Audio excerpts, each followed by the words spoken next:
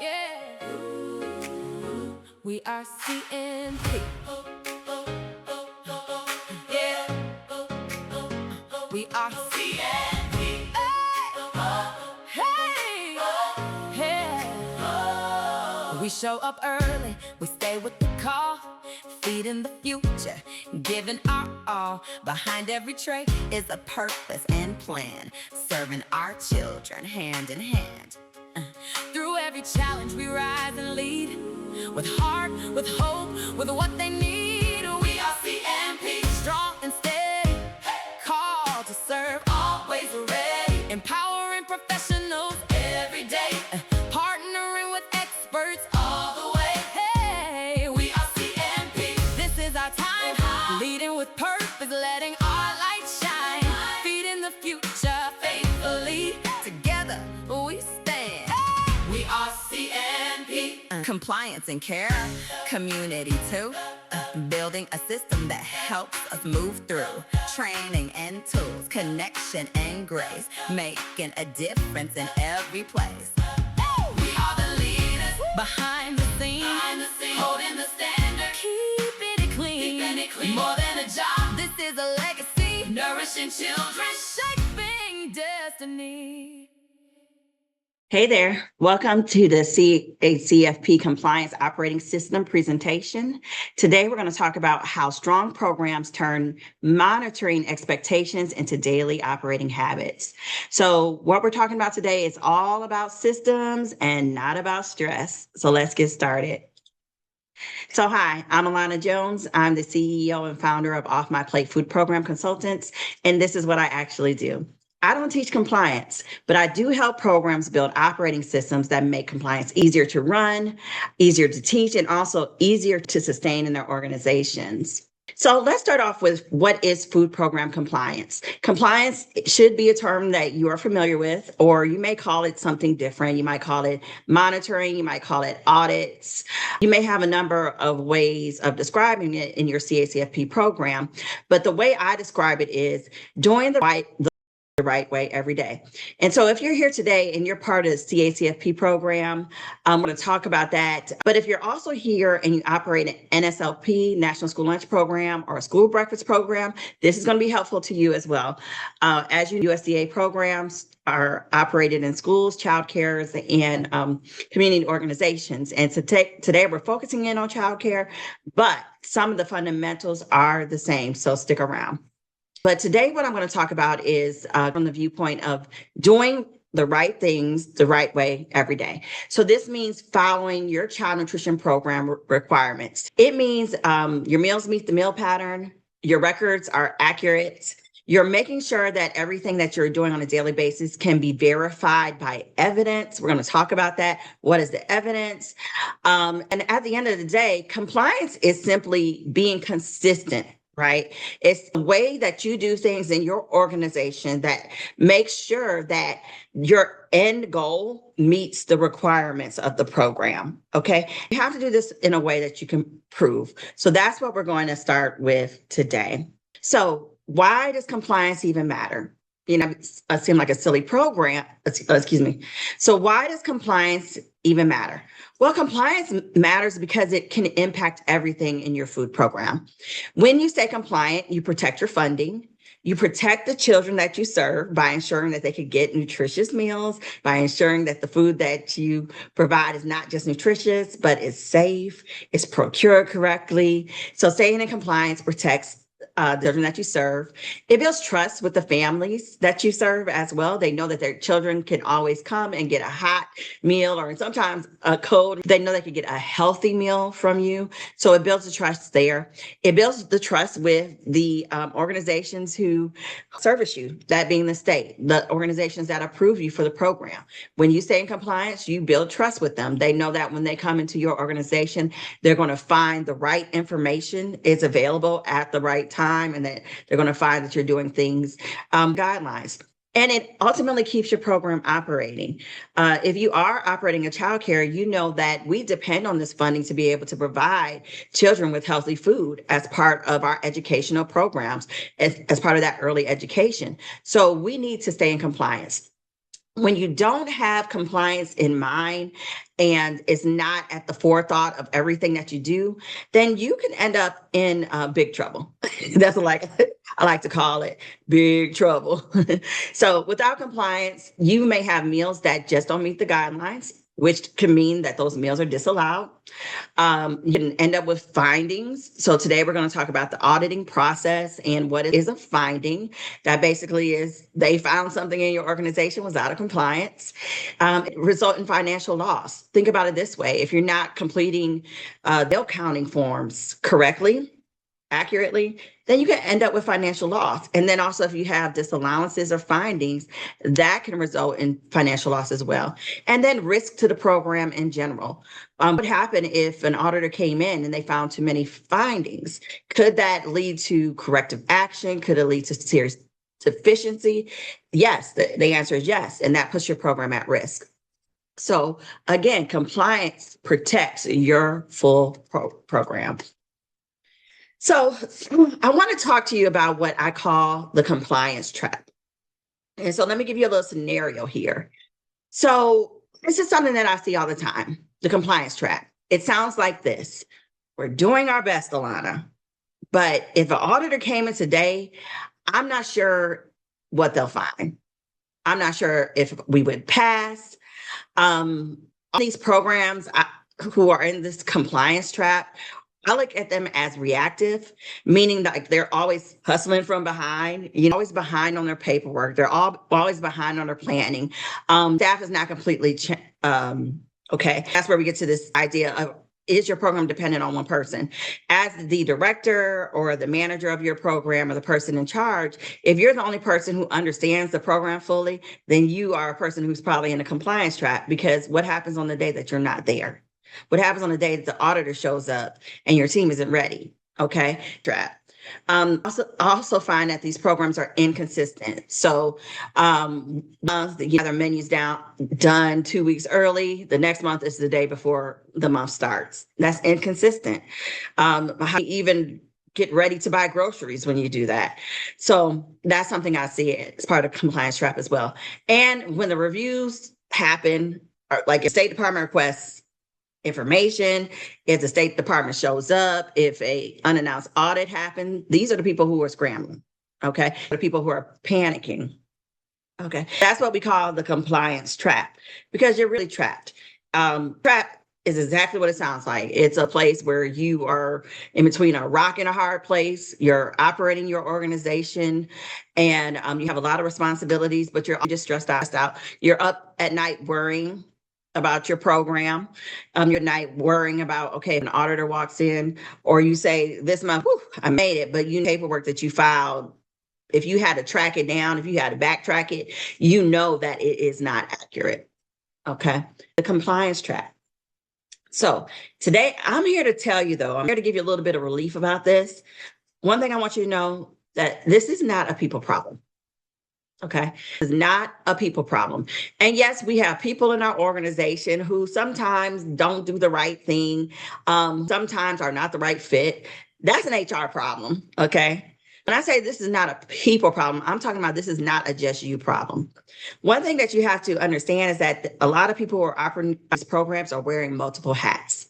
You're wearing multiple hats. Every day you're getting up, you have the right intentions, you're working hard, but you're just overwhelmed. You have a lot of plates that are spinning, okay?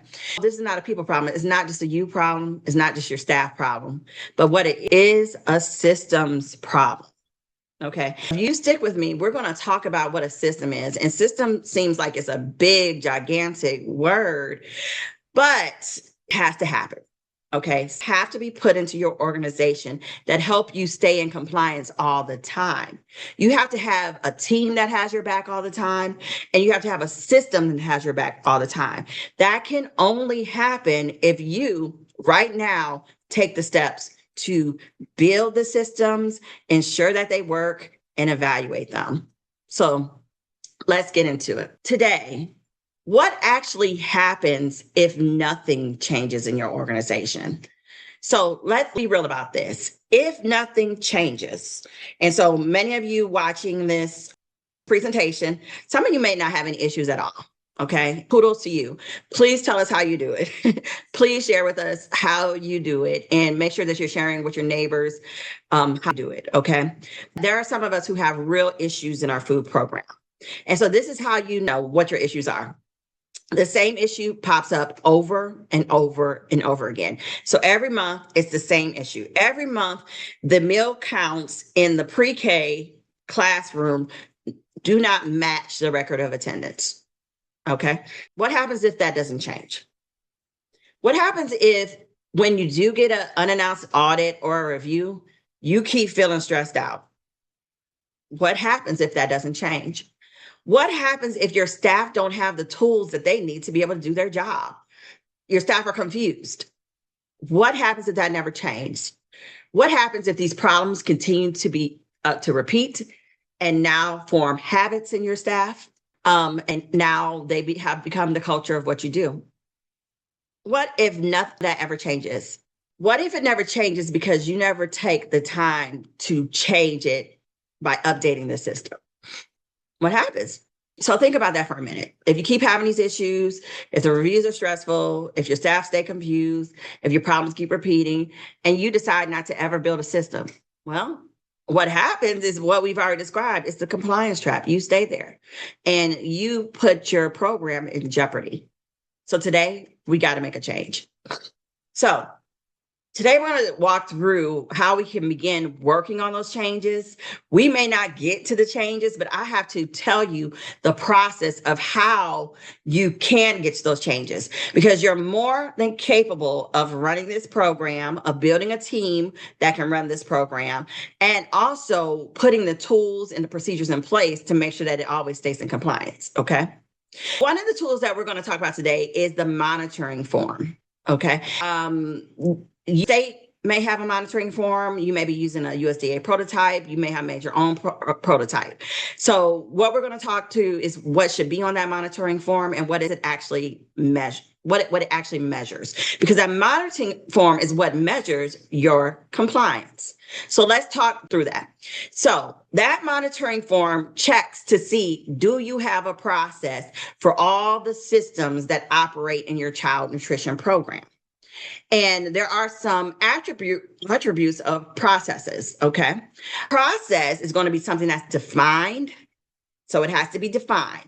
So the process, what you think of that is standard operating procedures. How do you count meals in your organization? That has to be defined, because every organization is a little bit different, but the requirements are the same. You need to write that out, okay? The who, what, where, when, why, and how. Define it. Define if your lead teacher is responsible, and then your second teacher or a second person in the organization is responsible for doing the double check. Define it. Document it. So I've talked about writing it down. You might write it down. You may be using some type of technology that documents it. Are you using a spreadsheet? Are you pen to paper? A number of ways of documenting it, but it's like this. If you never write it down, it never happened. And I know that might seem wild, but that's just how it goes. If you're keeping all your procedures in your brain, y'all, I don't know about y'all, but as I've gotten older, as I've had children, and we got, soccer, we got basketball, we got football, and I got my job, and I got my personal life, and I got church. Nothing should be documented in this brain, okay, at this point in my life. And I think many of you guys can relate to that. So is it documented? Is it written down? Is it followed? So this one is one that breaks all our hearts, right? This is the one where, okay, we've been all this time developing this procedure, but our people are just not following it. Ugh. So we need to talk a little bit about that. And is it improved? Because we know regulations change, but also too, your organization changes. And so you should be evaluating your processes regularly so that as you evolve, as you change, so does your process. Like now, at this time, we're in April 2026, and AI is a big thing. If you're watching this 5 years or 10 years from now, my YouTube channel, AI might have taken over by now. But at this time, AI is here. So there's tools that you could be using there to help you in your process, to improve your process. So you want to make sure that the process is getting and improved, that is defined and documented. So when you get that monitoring form, what I want to clarify here is that that form is not measuring your effort. It's not measuring how hard of a worker you are. Okay. What it's measuring is the process. So if you answer yes on that form, then you're saying, yes, I have a defined way of producing this task. I document it, my people follow it, I follow it, and I it every year. I improve it every month, whatever your standards are. Okay. So about that for a minute. Look at that form and now think of it from that view. It's not saying whether or not you're a hard worker. We know you're a hard worker. You wouldn't be in this field if you were not a hard worker. And to coach people through this sometimes, because sometimes when they do get a finding, they immediately just crash out or melt out. And I'm like, hey, this is not a reflection of how hard you work. It just means somewhere in the process, something got a little icky. It broke down. Let's see if we can fix the process. We're not technically working on fixing you, okay? You get you to be a better system builder, but even then, it doesn't mean that your systems were bad. It just means that they might need to be either defined, documented, followed, or improved. Okay, so that's how compliance is measured through the monitoring process, the monitoring forms, and the reviews that you participate in. So also today, we're going to be talking about what is an operating system. Okay, so we got a process. Now, what is the system? The system is the way your program runs every single day.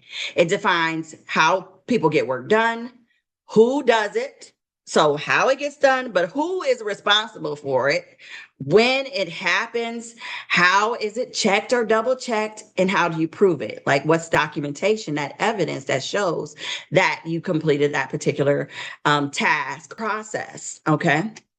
So not talking about the particular tasks, and we're not talking about the people, we're talking about the system, the process, and the operating system, okay? So here's important. Why does this even matter? Okay, why should we have systems in our organization? Well, if you've been in your organization a long, not even a long time, even just a few weeks, you know what happens when you don't have a system, when you don't have a way of doing it the same way, the who, what, where, when, why, and how. Okay, without a system, people gonna guess. All right. And this is something I like to have a conversation with because they're always like, oh, people should have common sense. Well, common sense is not common. I don't know if you know this, but it is not common. Because think about it. The environment you experience is different from the environment that I experience. The opportunities you've had are different than the opportunities that I've had. You know, the life experience, all that is different. So you're asking people to have common sense, but they don't have the same starting place. Okay.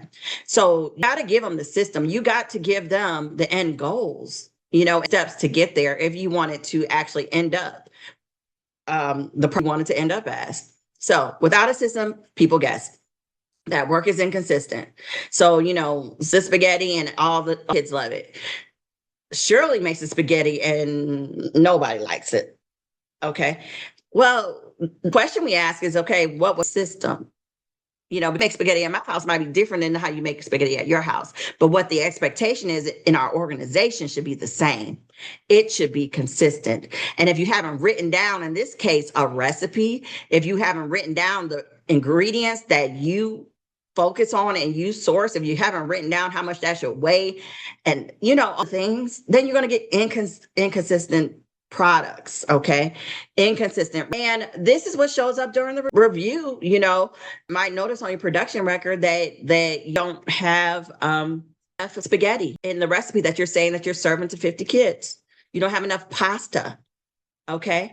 But didn't have a recipe to back it up. Your staff guessed. And now you're out of compliance for the guidelines, the nutrition guidelines, okay? Think of those things. So what happens when you do have a system? And you know this as well, when you've put steps in place and you've given people an expected outcome and you've told them what you want that outcome to look like, that's a very important part of the process. What do you want it to look like? You know, that goes back to the defining.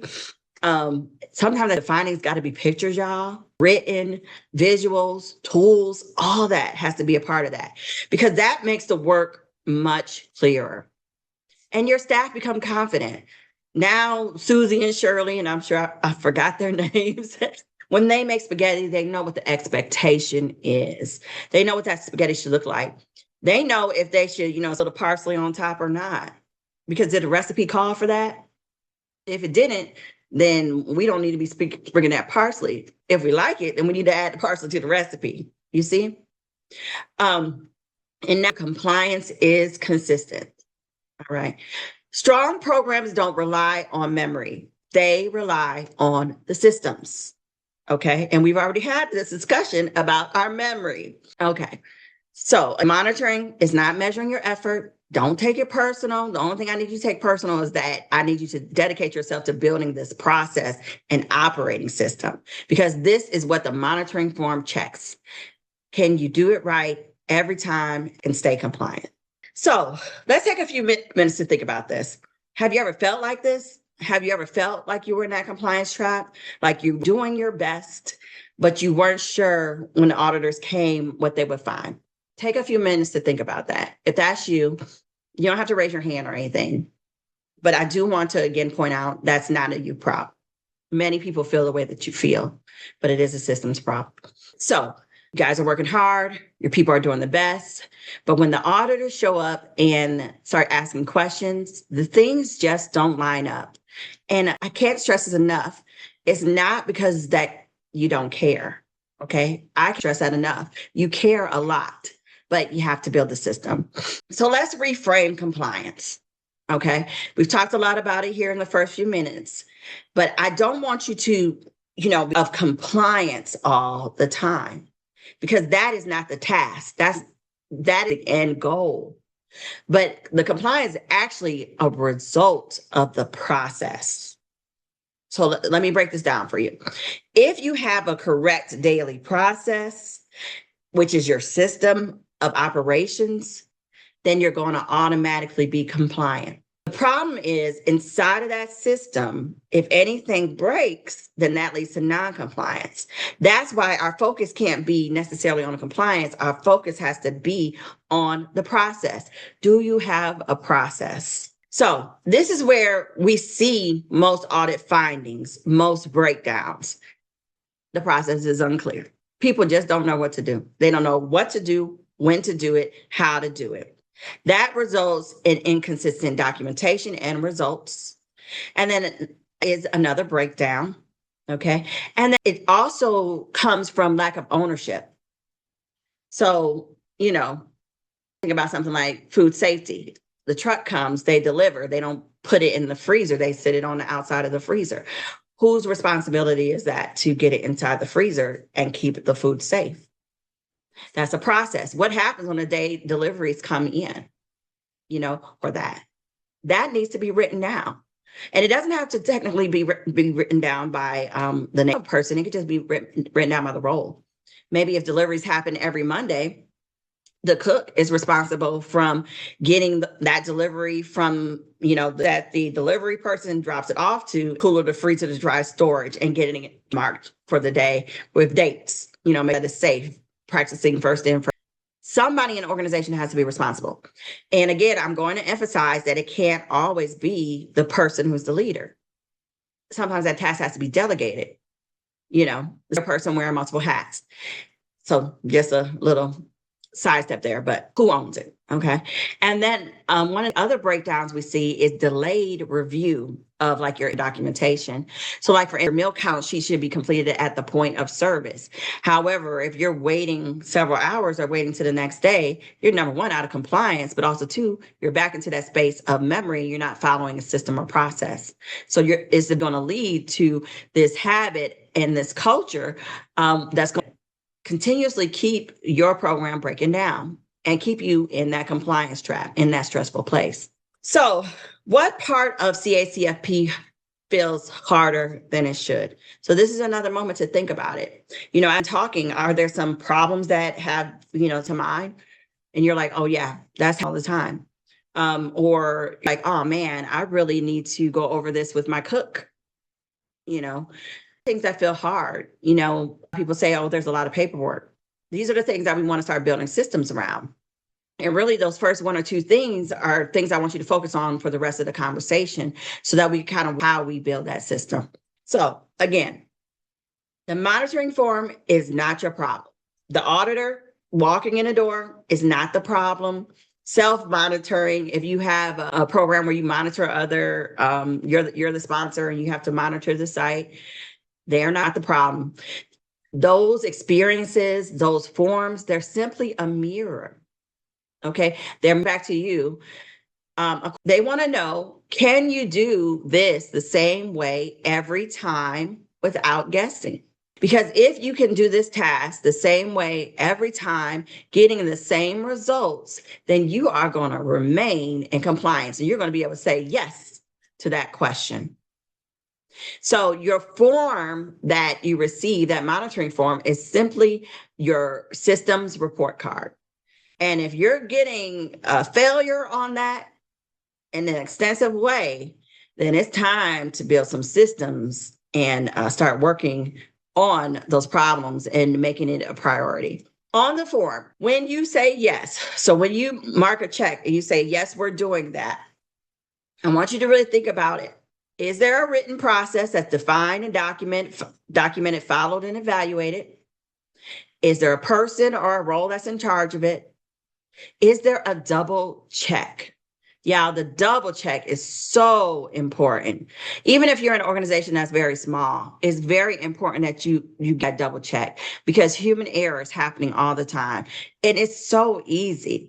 I had an email I sent on yesterday. I spelled like 3 words wrong and I have like 2 spell check. I'm not really a great speller, right? So I need some double checks, admin. And so, send it to him. I should have sent it to him, right? But in organizations, the accounts, somebody should be double checking it. The sign in and sign out sheets, the records of attendance, someone should be double checking it. Does that menu match that production record? Someone should be double checking it. Okay. And do you have a document? Because that document is your evidence. Okay. Forms, some of us have supplementary forms as well. When a monitoring occurs and they ask you a question on that form and you say yes, you're saying yes to all this. You're saying that you can prove all this. And if any one of these is not existing, or any one of these is broken, or any one of these needs to be evaluated, then you're yes to something that you're not actually in compliance with. Okay. Can you prove it? Can you show that this task is being completed? Can your staff explain it? They explain it. Do they understand the why? So I grew up in a generation where we didn't ask our mamas why. We didn't ask our mamas why. We just did what our mamas and our daddies and our grandparents and our guardians told us what to do. But, same for this paperwork, for this documentation, your staff needs to understand the why. Can they explain it? Can understand the difference in the meal pattern. You have infant room, and children receive this type of food in this type of quantity. Your staff needs to understand the why behind that, from a point of view, a nutritional point of view, and also from the regulations. Do they understand it? Can they explain it? Can you explain to a member why we don't substitute cupcakes at snack time? Even though it's his birthday and his mama brought cupcakes in for snack. Does your staff understand that they cannot put that cupcake on that snack plate and remove the whole grain crackers and apple slices? Do they understand that? Can they explain it? Okay. And can we do it the same way tomorrow?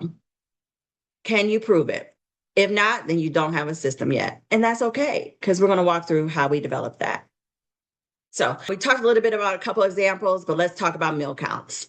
Meal counts in one organization, the counts were done late, the numbers don't match, the meal counts don't match the record of attendance. People are confused during the review. Another organization, the counts are taken right there at the point of service. The point of service, when the children receives that full meal, that is when that meal count is checked off on that document. Those numbers are checked daily. They're checked to that record of attendance. They're checked visually. There's a second person double checking. And then it's reviewed weekly in the front office. Okay. So you see these two different systems in play, and maybe you see yourself here in one of these systems. Okay. The day is that it's the same task, but different systems. And even if you don't have a system, that's still a system. Okay. It's a system of chaos. Okay. And you're choosing to be in chaos instead of be in compliance. And that's what we want to move away from today. So, which area of these different types of tasks that we have to complete in our food programs, which area do you think your organization struggles with today? Is it training, all the records that you have to complete, your paperwork, meal counts, inconsistent? Is there one person going around the whole center completing the meal counts and they're missing that actual point of service? Our menu is an issue. Our claims an issue. Times to do a claim, are they late? Are they inaccurate? Are they rushed? Do you not have enough supporting documentation? At reclaims? And are you in corrective action? In your organization, would you have a challenge with? And so you all at the bottom of this presentation, you can download this compliance operating system. Here on the back, it has some tools where you can start identifying what systems your organization is really struggling with. So you take a minute to download that now or do it after the presentation. And it's going to also help you walk through the steps of how to begin to build a process in each one of these areas. So before we fix the systems, let's talk about how we operate, because most programs don't fail because they don't know what to do. We're going to the trainings every year, some of us more than once a year. And so we got the information, or we have general knowledge of it. Okay. So not technically what we are struggling with, especially like the leaders in the organization. We've been doing it for several years, experience. So it's not technically that we don't know how to do it. It's because we haven't built the processes around it. When you go and you get the training at the State Department or other provide the training to you, they don't technically provide you with the full process. That's something you got to go back to your organization and develop. And if you're in an organization that has multiple groups or multiple sites and centers, those processes may be tweaked from site to site. Okay. So you have to make sure that you're monitoring that, because that is how you operate. Your process is how you operate. And when those processes aren't clear, you have the challenges. The ownership is not defined. The work isn't checked. The training is inconsistent and documentation isn't complete. Okay. So how do we fix it? You may be a wonderful fixer. And if you are, today is your day to shine. Okay. Get your organization, start building those processes. All right. And I have a tool today that I want to share with you to kind of build that process. It is a starting point. You're going to have to put a lot more work into it to get it to where you need to be in order to really feel confident about your compliance in your organization. But let's talk about it. This is what we call the plate framework. And this is how strong programs operate. This is a system that's going to govern every part of your program, your menus, your training, your records, your procurement, buy your groceries. So let's let it. So we're going to go through all of these. P, process. Is there a clear, repeatable workflow? Can people, a document, whether it be written or visual or training, or have some piece of technology that makes this process clear enough that anyone in the organization can be repeated, and maybe not so much everyone, but who's responsible for that task, can they repeat it? Does it have workflows? Tell you step 1 through 5. Okay. And let's say something about a process and a standard operating procedure. Sometimes you don't have to put all the little details in there. You'll know when you do need to do that, because if it breaks, I skipped this step. But today, write down 3 to 5 steps for something that's a problem in your organization to just start getting that process together. So that's P, process. L, leadership. Okay. I like to think of the leader of the organization, but when you assign someone a task, they become the leader of that task and they are responsible for it. So to build this system is the process. Do we have a process, and do we have a leadership? Do we have an owner of this task? Accountability.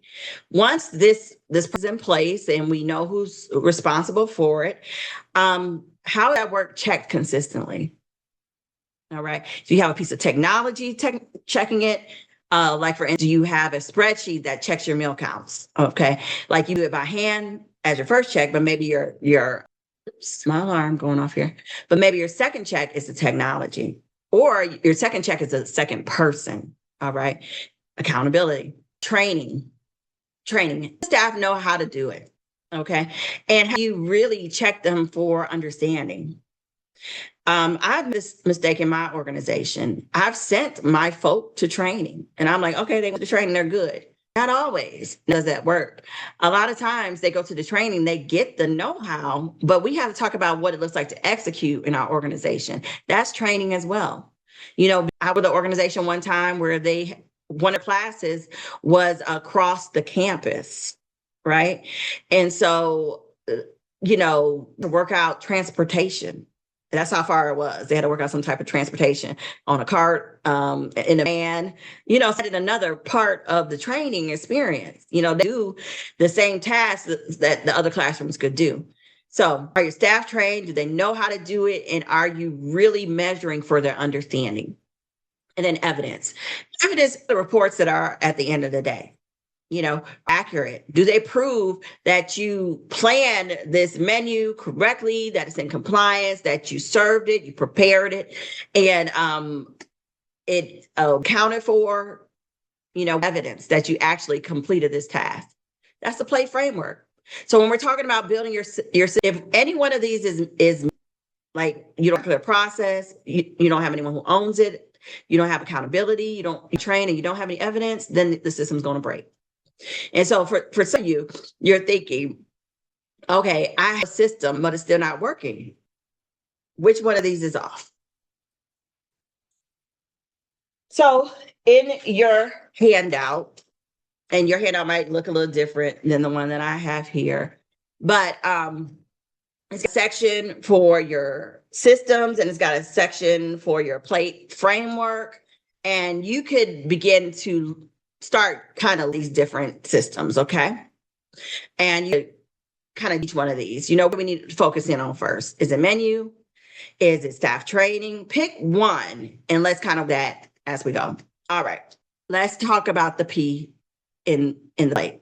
If your records don't tell a clear story, you don't have compliance, you just have paper, okay? Your records have to tell what the process is, all right?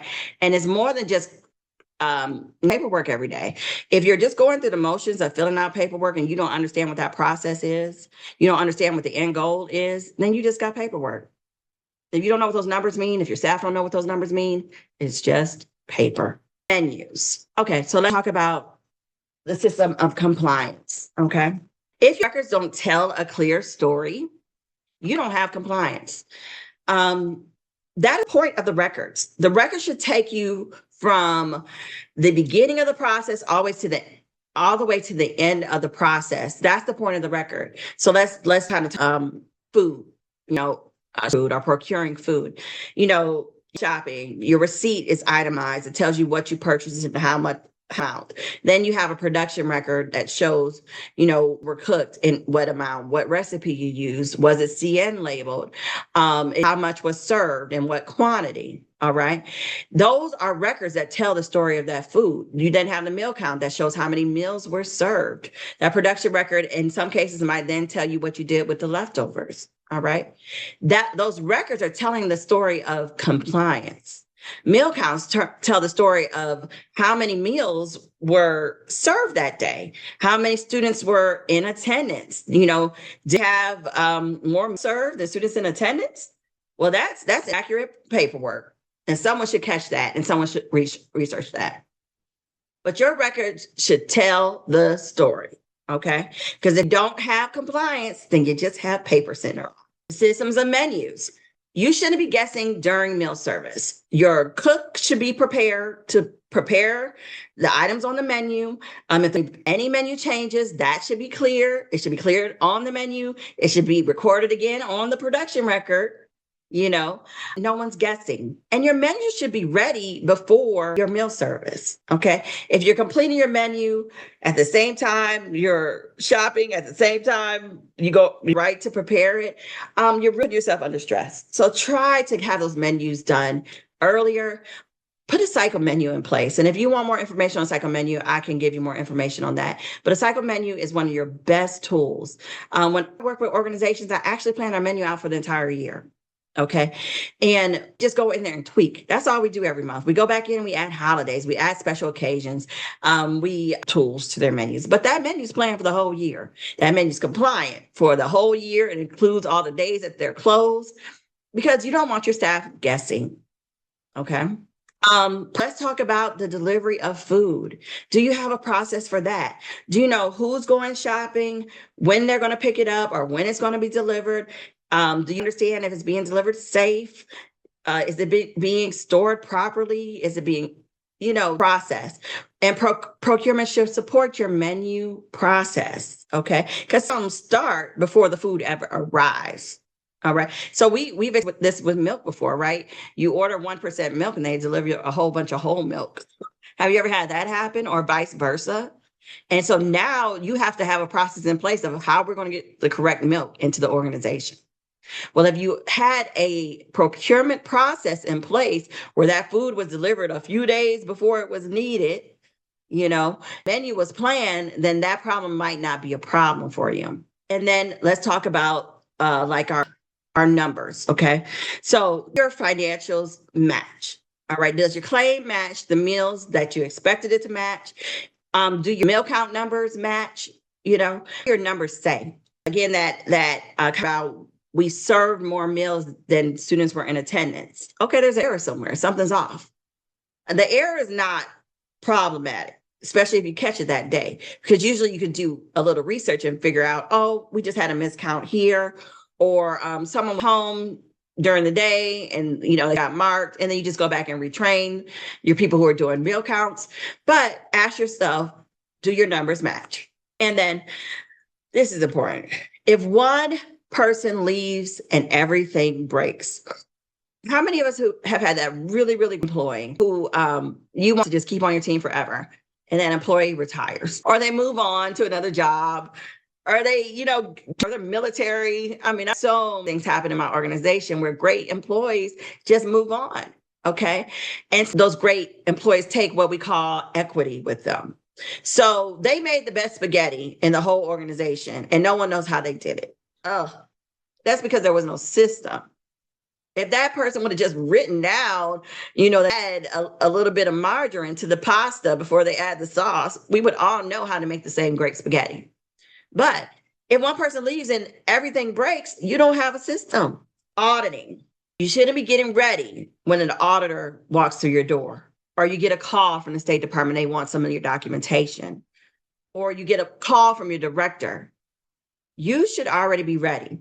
What you should be able to do is go to a file your organization, pull your file for last month, grab your meal counts, grab your attendance, grab your IEF forms if those are required, package that all up and send it or provide it to that person. Okay, because there'd be a system of how you store your records. That's an example of a system. We store our records in the office. Office is locked, but so-and-so has a key. Part of the system. You should already be ready before the auditors get there. Okay. So yourself, here's another exercise.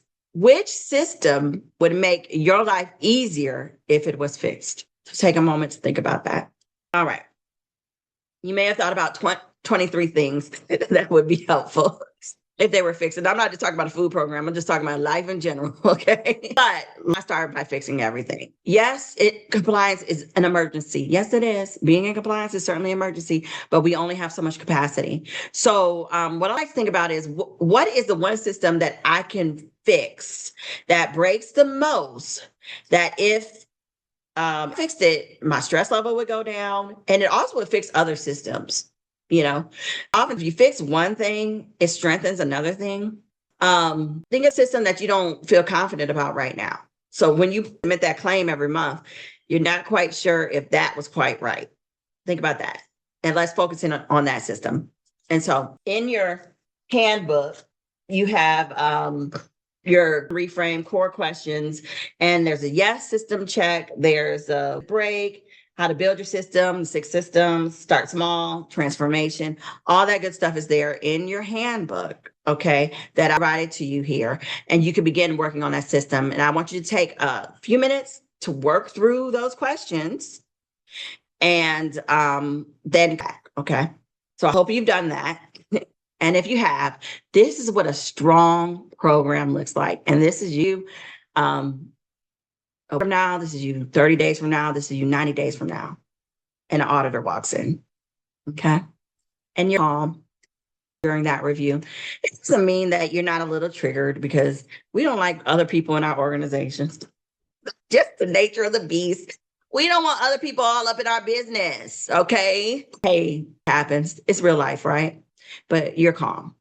You can direct your staff on what they need to do to stay calm as well, because they know what to do. You've trained them. You've given them the processes. You got your records. You're ready to go. You can give them to the auditor. You can even walk away and go do something else, because you've given them all their tools that they need. Any problems are already identified early, because last month, before you submitted that claim, you walked through your process, okay? You went through your monitoring form. And I am a big advocate of monitoring every month, okay? I know every month does a new process need to be built or modified, okay? And the systems work without one person being responsible. Yeah, that's because as the leader or the manager of your organization, or the cook who's responsible for this program, you need to take a day off sometimes, right? You need to be unavailable sometimes. You need to be at trainings like this sometimes. And your system needs to work without you. Your system needs to have your back, and so does your team. Okay. And what a strong structured program looks like. You have this nice foundation and backbone. Doesn't mean that you're perfect, but it means that now you're not just trusting your team, you're trusting the system that you built. Okay. And you even build a system there that if your team can't execute that system, there's space for modification, there's a conversation of how do we get this corrected going forward. So this is what that daily operating rhythm looks like. Strong programs are going to define the issues. They're going to standardize those processes, creating that operating system. They're going to check them. They're going to make corrections, and they're going to sustain the program. And this is how that plate framework shows up in your program every day. You get a rhythm. We know what to do. We know when to do it. We know who does it. We know how to do it, and we understand the why behind it. Okay. So next step starts today. It starts today. Again, you don't have to focus on fixing everything. Just pick one that breaks, the one that causes the most stress, the one you can't explain clearly, and start there. Answer the questions. What is required? So in order to get the outcome that is the compliant outcome, what has to happen? What is required? Who owns it? What documentation or experience proves it? When does it have to happen? Who's going to check it and double check it? And where does it break often? Kind of thinking about that price you write down. If there's a place that keeps breaking after you write it down and you went to the training, you need to do a little bit more focus into that area. Okay, how can we stop it from breaking? Okay, so what did you discover? Where is your breakdown? So remember, you do not prepare for monitoring the week before. You prepare by how your program operates every day. We want to transform our organizations from reactive, scrambling, and being unsure into steady, clear, and confident programs that operate off of operating systems. These are the programs that feel calm. They don't just feel lucky. They're structured. And that's the work. Now let's go build it. Please make sure that you've downloaded your compliance operating system document, that you work through a training today.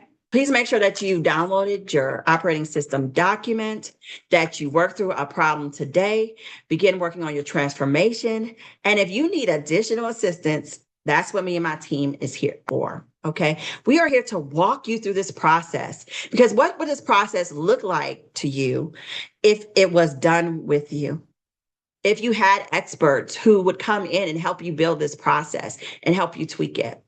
That's what we're here for. So please feel free to reach out to me. You have my contact information here in the training, and I'd be happy to have a call with you to understand where you are, to understand what your concerns are, to walk through the tasks that are giving you the most trouble, to just really understand where your program is. And I do hope that this has been helpful for you today, and I look forward to helping you stay out of the compliance trap. Talk to you soon.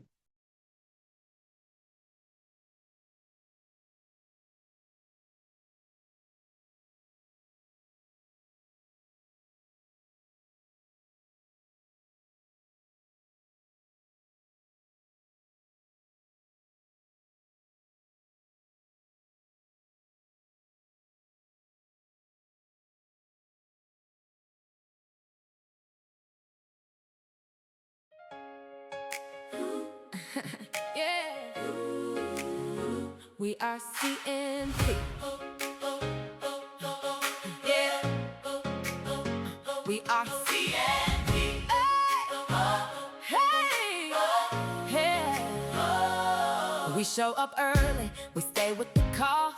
Feeding the future, giving our all. Behind every trait is a purpose and plan. Serving our children hand in hand. Through every challenge we rise and lead. With heart, with hope, with what they need. We are CNP, strong and steady. Called to serve, always ready. Empowering professionals every day. Partnering with experts all the way. Hey, we are CNP. This is our time. Leading with purpose, letting our light shine. Feeding the future faithfully. Together we stand. We are CNP. Compliance and care, community too. Building a system that helps us move through. Training and tools, connection and grace. Making a difference in every place. We are the leaders behind the scenes. Holding the standard. Keeping it clean. More than a job, this is a legacy. Nourishing children, shaping destiny.